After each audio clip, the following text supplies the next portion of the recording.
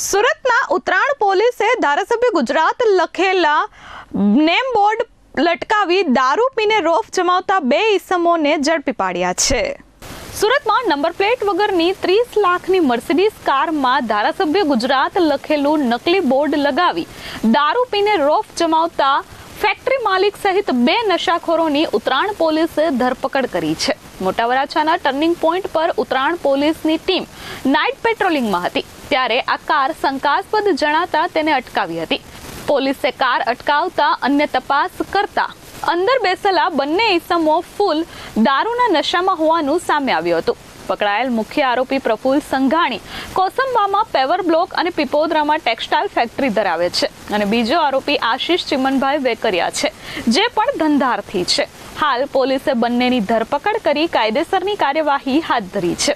અત્રે ઉલ્લેખનીય છે કે લક્ઝરિયસ કારમાં ધારાસભ્ય ગુજરાત તેવું નેમ બોર્ડ લગાવી આરોપીઓ દારૂ પીને રોફ જમાવવા નીકળ્યા હતા।